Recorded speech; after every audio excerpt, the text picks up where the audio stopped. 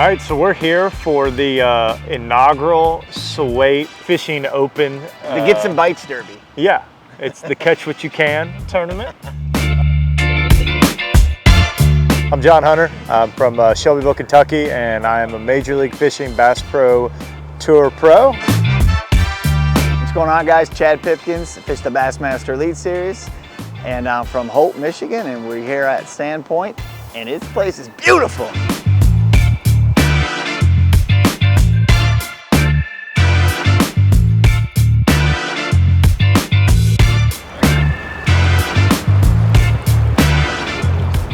All right, guys, I'm gonna let this is Chris Thompson, he's the Pond Race Store. He's got the rules for the tournament. 7 o'clock start, we'll be back here at 3, meet right here, and then we'll see who won. So we're releasing all the fish, we're not bringing fish back here. Does anybody need a scale on their boat? Everybody has one? So basically, we want a picture of your big largemouth, big smallmouth.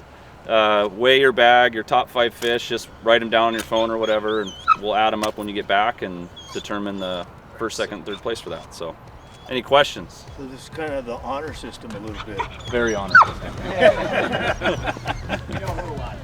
Yeah.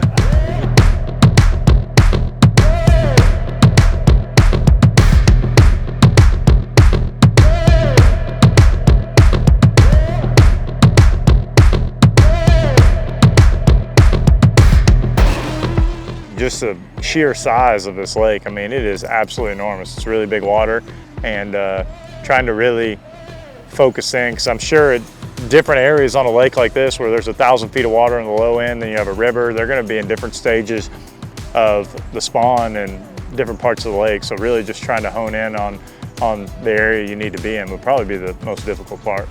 Usually on a wacky worm, a lot like a Ned rig, you're going to get a bite within on the fall, the initial fall. They see the splash, they come within a handful of feet, and they come over and eat it. Yep. Today, one of the bigger ones we weighed, it was a 2-something on a wacky worm out in front of a dock. It hit, let it fall. I worked it longer than I probably ever have done a wacky worm. And I went to wind it in, and as I was winding it in, the fish ate it. You'll watch them, it's a lot of times like even on the spawning bite, you'll have them like just kind of skin hook them when they're spawning. It's the same thing I think when they're post spawn, but you can actually see it when you're sight fishing them. They'll grab it, and a lot of times they have half of it, and they'll have it for a minute, and you're like, dude, he doesn't have it all the way. And then it takes a while, then they'll go, and sometimes they still don't, then they'll go one more, and then they'll actually have the whole bait. Giant on the glide, giant on the glide, giant on the glide. Woo! No! That was sick. Heck yeah, dude. That's a nice fish, dude. He had me wrapped around. Feel this. Yeah, I saw that. I was sawing me. I was trying to spin the boat. Yeah. Hell yeah. Just look at that beast. 3:11. The Big Amigo did all the work there, threw the glide out by the bridge column, gave it about 3 twitches, and there she was, 4-pound smallmouth. Hard to beat a bite like that on a big bait, chunking the Big Amigo around. Pretty awesome. Every glide's different, but this one in particular that I caught the big one on today, it's a production glide, but it's a good one. Actually, our buddy Brandon Polnick's the one who designed it. And in this one in particular, I like to fish it. It's all about finding a rhythm with a glide bait.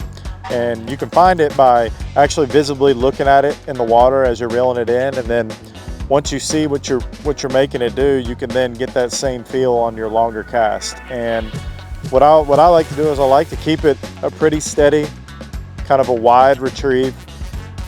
So and it's all with the reel handle. You're not using the rod tip, so it's all controlled with the reel handle, and you're got these long retrieves. But once or twice during a cast, I like to give it a couple twitches, a couple quick turns of the reel handle, and that'll make that glide bait go like this, and then it'll do a couple erratic, and that's usually when you're going to get the bite. A lot of times when it gets close, that's how you get them to bite too. When you have a follower, you give them those quick twitches, and that's how you can entice the bite. So you always want to imagine a time or two during your cast that there's a fish actually following your bait, and give it that different movement, and that's a lot of times when you'll catch one.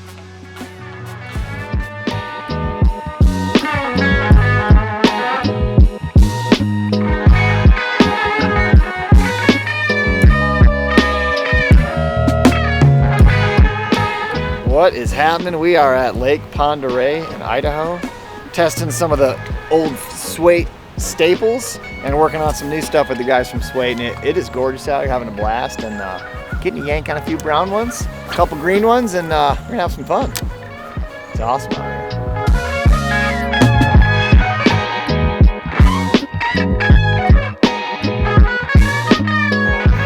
Not a 12-incher. Oh, what is that? I like it. Woo! Got it. He's hungry. Have a good weekend. No, we had fun. The funny thing is, a lot of the fish we actually caught, we caught in the same area. We did. We didn't know at the time, but we were there a little bit before him, and a couple fish come up schooling, and caught a couple nice ones on the Demiki D-Pop. And Mr. John over here actually broke one of my dang bait casters the day before, so I was throwing my D-Pop. Strategic sabotage. Exactly. Is what we call that. We were throwing out a little Black Label spinning set up here. Still got the job done. Caught a couple on it, had some fun. Another good one on jerkbait. So Yeah. then he came in and cleaned up the big one after we left, I guess.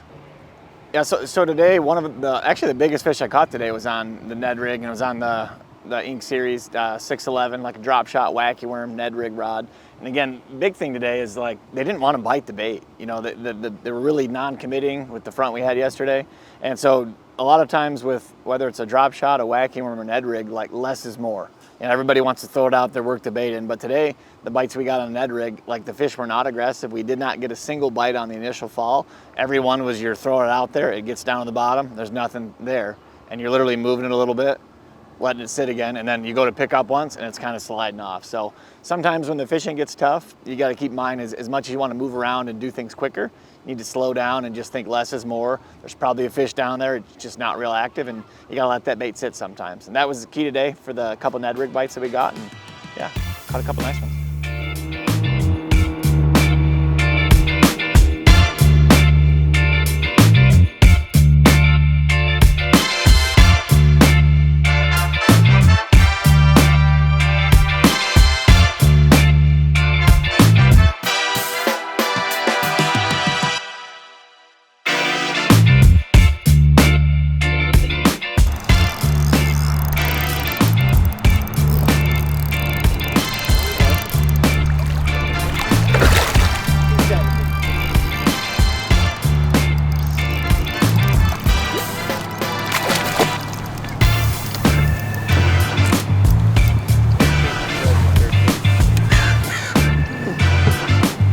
Sabotage.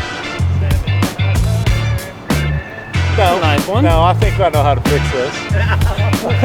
I find that funny that Rob claims that he's tournament director, because Calvin, in fact, claimed that he was tournament director when we came in 14 minutes early to the marina, and he goes, "Oh, Rob's fish is over here." I go, "Well, we can't fish from the dock, can we?" He said, "Of course we can. I'm tournament director. We can fish from How anywhere." many tournament directors are there? I didn't have one in my book.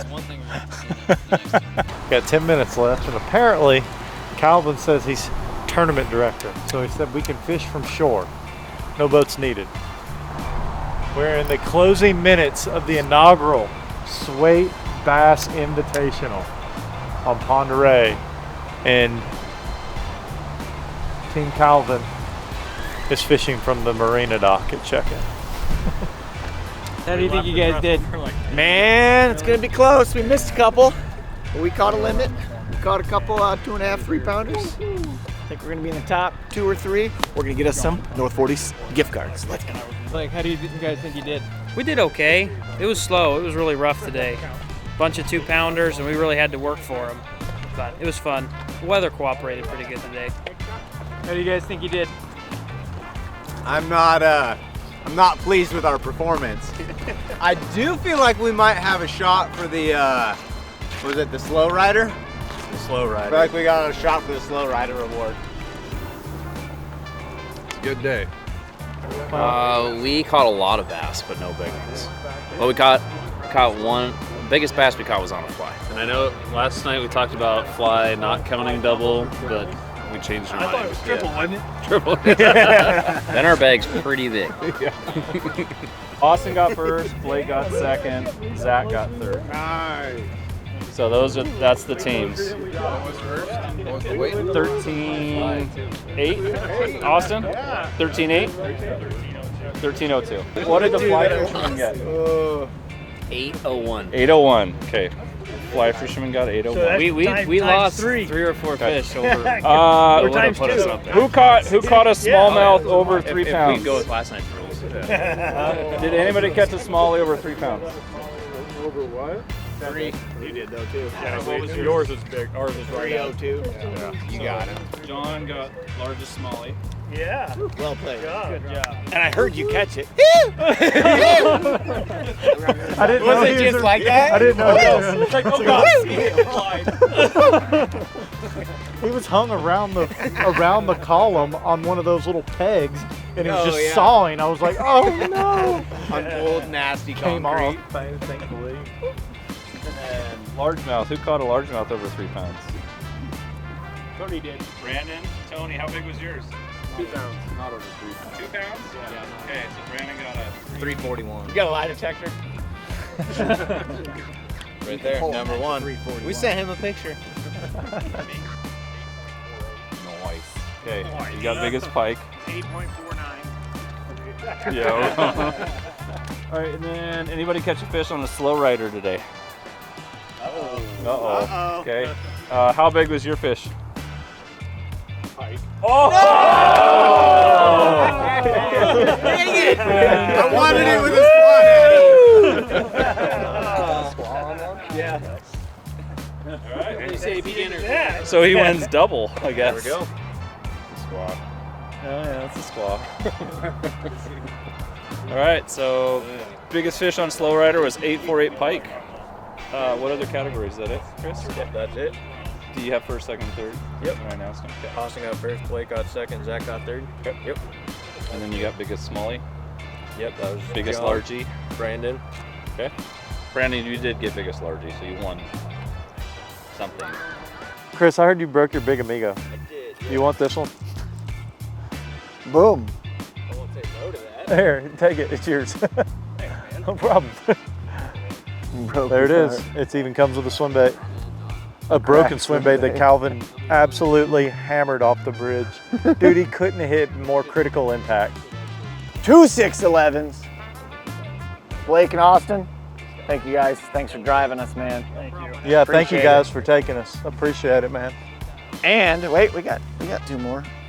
But you know what you're not getting? You're not getting my other bait caster that you didn't break, or my damn popper. Hold on. But you know what? You don't win a lot in fishing, so I'm taking this one to the house. Right now, we are 100% champions. No one's ever beat us at Swate fishing. Yep. So, high five. We're gonna milk that for all we can, I think. But it feels good. Yep. When an Elite Series Pro says winning at any level feels good, winning at any level feels good. That's, you get to say that you won for the day. That always feels good. There's not a lot of other sports where you fish and do anything and you just lose. Even if you don't win, you just lose. You're 5th place, 4th place. You don't get to win a lot. So a win's a win.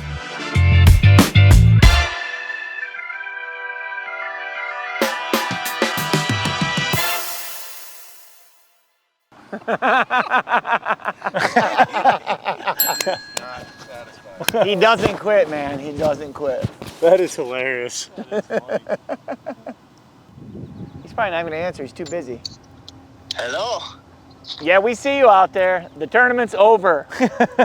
You gotta give up. No, but I just can't quit. That's why you're the best. We're watching you.